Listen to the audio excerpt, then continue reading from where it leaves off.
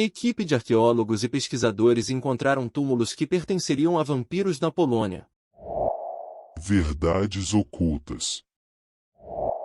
Essa não é a primeira vez que túmulos associados a vampiros foram descobertos.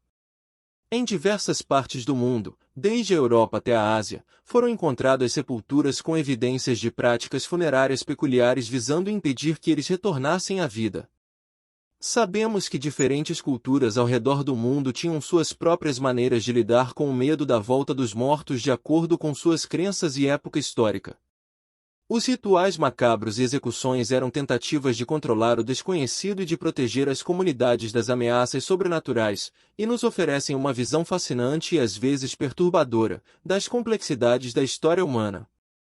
No Egito Antigo, por exemplo, a mumificação era uma prática comum onde os corpos eram preservados para garantir a vida após a morte. No entanto, algumas execuções eram realizadas para punir indivíduos considerados ameaças, pois eles acreditavam que ao decapitar o corpo, o indivíduo seria incapaz de se unir ao seu espírito na vida após a morte. Crença essa que perdura até hoje quando se trata de como se livrar de vampiros. Já na Europa medieval, durante a Idade Média, havia um medo generalizado de que os mortos voltassem como vampiros. Para evitar isso, os corpos eram enterrados com estacas enfiadas no coração, com a intenção de prender o vampiro ao solo, impedindo-o de se levantar. Além disso, decapitações e incinerações também eram usadas como formas de destruir o corpo. Em culturas eslavas meridionais, o ritual de enfiar estacas perfurando o coração era o método mais utilizado nos acusados de vampirismo. Alguns povos acreditavam que o tipo de madeira poderia influenciar na morte do vampiro. Por exemplo, na Rússia usavam o freixo, na Sérvia o piuriteiro e na Silésia o carvalho. Também existiam algumas variações deste ritual. Na Rússia e na Alemanha preferiam perfurar a boca e, no nordeste da Sérvia, o estômago. Nas civilizações pré-colombianas das Américas, como os maias e os astecas, havia rituais complexos que envolviam sacrifícios humanos. Esses rituais eram realizados para apaziguar os deuses e manter o equilíbrio cósmico. Acredita-se que em alguns casos a execução dos sacrificados era realizada de maneira ritualística, como a extração do coração, impedindo-os de retornar à vida pois pensavam que deveriam se proteger dessas pessoas e as excluíam ou enterravam em condições estranhas, o que os impediria de voltar dos mortos. Mas as descobertas não se limitam à Europa. Há também relatos sobre vampiros na floresta amazônica, inclusive em território brasileiro. Essas histórias lançam luz sobre as crenças de diferentes culturas. Nas tradições orais das comunidades amazônicas existem histórias que falam de criaturas sombrias e sobrenaturais que se assemelham ao conceito ocidental de vampiros. Essas criaturas, conhecidas por nomes como chupa-sangue e mapinguari, são descritas como seres que se alimentam do sangue de animais e até mesmo de humanos. A presença desses vampiros amazônicos ganhou a atenção de exploradores e pesquisadores ao longo dos anos. Há relatos de expedições que encontraram cadáveres de animais com sinais de sucção de sangue, além de indícios de rituais em algumas comunidades indígenas. Enquanto alguns pesquisadores e exploradores acreditam que essas histórias sejam baseadas em fatos reais, outros argumentam que são expressões culturais e que têm raízes mais profundas na mitologia local, tornando a existência de vampiros na floresta amazônica uma questão altamente controversa. Ao explorar essas histórias, somos conectados à diversidade de crenças e às ricas culturas indígenas com suas formas únicas de compreender o mundo ao seu redor. Histórias reais de vampiros ao redor do mundo. No século XVI, a condessa húngara Elizabeth Báthory, também conhecida como a Condessa Sangrenta, ficou famosa por suas práticas cruéis e sua suposta obsessão por sangue. Ela foi acusada de sequestrar, torturar e matar centenas de jovens camponesas virgens, alegando que o banho de sangue manteria sua juventude. Suas ações causaram horror na região e levaram à sua prisão e julgamento. Embora as histórias de seu banho de sangue tenham sido exageradas, a aura sombria que a cerca contribuiu para o mito do vampiro sedento de sangue. Vlad III, também conhecido como Vlad o Empalador, governou a Valáquia, parte da atual Romênia, no século XV. Ele era conhecido por sua crueldade extrema e pelo método de execução conhecido como empalação, onde as vítimas eram empaladas em estacas, gerando uma aura sombria ao redor dele. Embora Vlad não fosse um vampiro sobrenatural, sua reputação sádica o associou a um. O autor Bram Stoker se inspirou em sua figura histórica para criar o icônico personagem do Drácula. Hoje em dia em Paris, existe uma ala no cemitério Père Lachaise dedicada a vampiros, onde está localizado o suposto túmulo de Drácula, o Le Duc. Peter Kürten foi um serial killer alemão que aterrorizou Düsseldorf na década de 1920. Ele cometeu uma série de assassinatos brutais, estupros e outros crimes violentos, e admitiu sentir prazer ao beber o sangue de algumas de suas vítimas. A natureza sádica de seus crimes o levou à comparação com vampiros e resultou no apelido de O Vampiro de Düsseldorf. Richard Trenton Chase nas décadas de 70 e 90, cometeu uma série de assassinatos brutais em Sacramento nos Estados Unidos.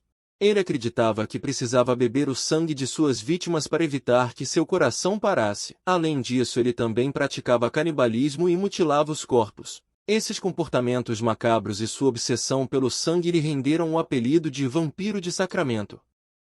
Caius Veiovis Domício, também conhecido como Vampiro do Novo México, se autodeclarava um vampiro e praticante do satanismo. Ele tinha tatuagens perturbadoras, incluindo o número 666 em sua testa. Suas conexões com o satanismo, participação em rituais obscuros e o vampirismo adicionaram uma aura de mistério e controvérsia à sua identidade. Em 2002, Joshua Rudiger alegou ser um vampiro com mais de 2000 anos de idade. Ele afirmava que a ingestão de sangue lhe dava poderes sobrenaturais e que ele tinha dificuldade em viver como os mortais. Ele chamou a atenção da mídia devido às suas declarações extravagantes e comportamentos peculiares. Cada uma dessas histórias, embora não esteja diretamente relacionada ao conceito sobrenatural de vampiros, contribui para o mito e a fascinação contínuos em torno dessas criaturas. A conexão entre esses eventos reais e a figura do vampiro, seja por meio de práticas cruéis, crenças distorcidas ou interpretações sensacionalistas, é um exemplo de como a história e a fantasia muitas vezes se entrelaçam. Em 2022, cientistas da Universidade Nicolaus Copérnicos, na Polônia, fizeram uma descoberta surpreendente na região do vilarejo polonês de Dąbrowa Chełmińska. Eles localizaram o corpo de uma jovem que tinha um cadeado triangular no dedão do pé esquerdo e uma foice apontando para baixo em volta do pescoço. Assim, caso acordasse e tentasse se levantar, seria imediatamente decapitada. A crença popular indicava que essas pessoas morreram em circunstâncias estranhas para que pudessem voltar à vida para se alimentar dos vivos, então os corpos encontrados tinham pedras na boca e até mesmo uma foice no pescoço. Tudo para que, se o falecido realmente se transformasse em vampiro e tentasse se levantar de seu túmulo, a lâmina arrancaria a cabeça e impediria que aquele indivíduo atacasse os outros. Algumas outras formas de proteção contra o retorno dos mortos incluíam atos como cortar a cabeça ou as pernas, colocar o rosto do falecido virado para baixo, queimá-lo e esmagá-lo. Também uma pedra era colocada na mandíbula para mantê-la fechada. Assim, o indivíduo não seria capaz de morder ou comer caso retornasse à vida. Desde o século XVI este sítio arqueológico é considerado uma necrópole porque centenas de enterros deste tipo foram encontrados por lá. Um dos enterros mais estranhos é o de uma criança com cerca de 5 a 7 anos, colocada de bruços na cova. Essa disposição do cadáver pode sugerir que o falecido e sua atividade após a morte eram temidos, já que virar o rosto para baixo deveria fazer o ser morder o chão, para que ele não representasse mais uma ameaça às pessoas caso voltasse à vida. Curiosamente, apenas uma parte do esqueleto da criança ainda existe, da perna para baixo. Além disso, existia um cadeado triangular sobre os ossos para que não ressuscitasse, segundo as crenças da época. Em 9 de junho de 2023, uma equipe de arqueólogos e pesquisadores do Instituto de Arqueologia da Universidade Nicolaus Copérnicos revelaram outra descoberta de túmulos que pertenceriam a vampiros na Polônia. Um grupo de cientistas foi contratado para determinar o que aconteceu com todos os corpos encontrados e afirmam que a crença de que essas pessoas eram vampiras se devia à falta de conhecimento, o que resultou nesses rituais mortuários como precaução e proteção para a população. Dariusz Poliński, arqueólogo da Universidade Nicolaus Copérnicos, fez parte da expedição, disse que este cemitério era destinado a pessoas diferentes ou com atitudes ou deficiências incomuns, por isso foram excluídas dos cemitérios cristãos. O pesquisador-chefe desta exploração histórica, Maciej Stronski, explica que o costume local dizia que se um membro da família do falecido morresse logo após o funeral, ele ou ela poderia ser um vampiro. Então, após o enterro, a sepultura era desenterrada, e eles cortavam as cabeças do falecido e a enterravam entre as pernas.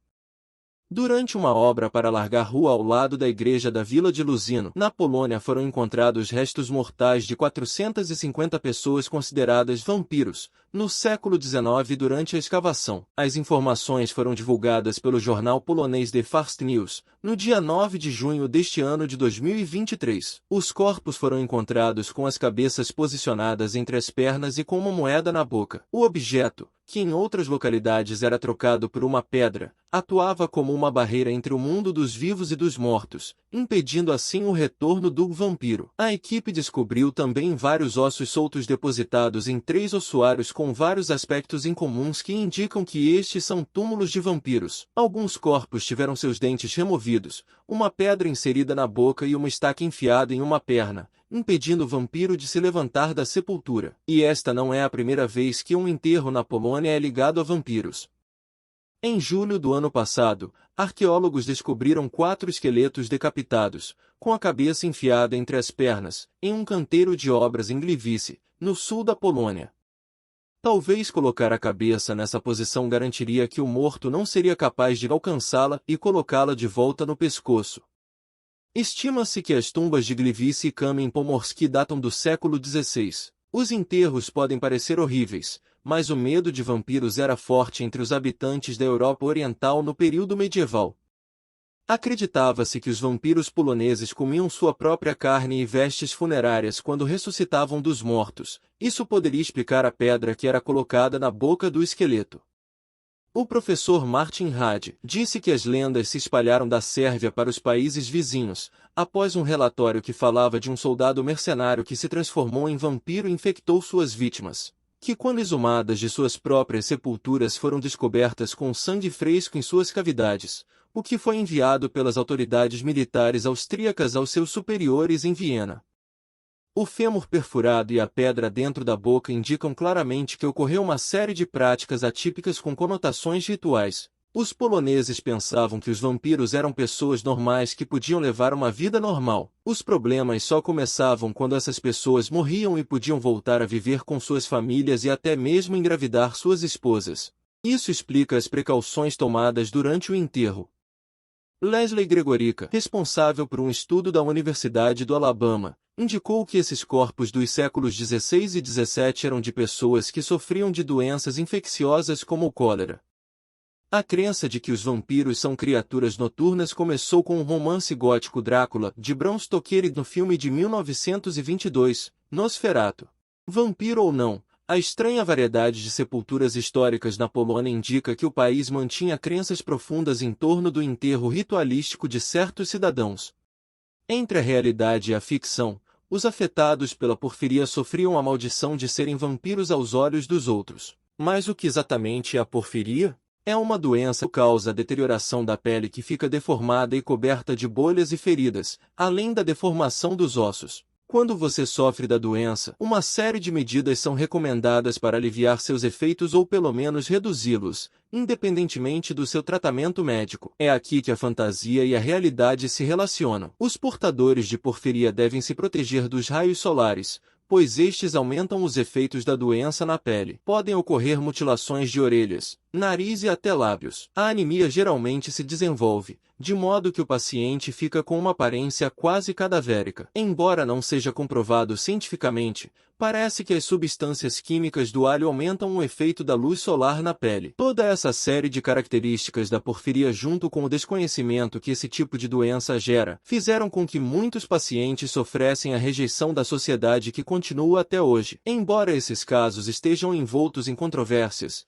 eles contribuem para a rica tapeçaria de histórias de vampiros que atravessam as culturas e as épocas. As conexões com vampiros, sejam sobrenaturais ou psicológicas, capturaram a imaginação humana e deixaram uma marca duradoura na história da humanidade. A descoberta dos túmulos na Polônia e as histórias de vampiros na Amazônia e no mundo nos lembram da riqueza da cultura humana e das crenças que nos conectam. À medida que desvendamos os segredos ocultos da história, lembramos as crenças que moldaram nossas sociedades ao longo dos séculos, explorando ainda mais os enigmas para nossa compreensão do desconhecido. A verdade aguarda, e estamos prontos para compartilhá-la com você. Se você gostou deste conteúdo, não se esqueça de se inscrever e ativar o sininho para juntar-se à nossa comunidade nessa busca incessante pelas verdades ocultas que envolvem nossa existência.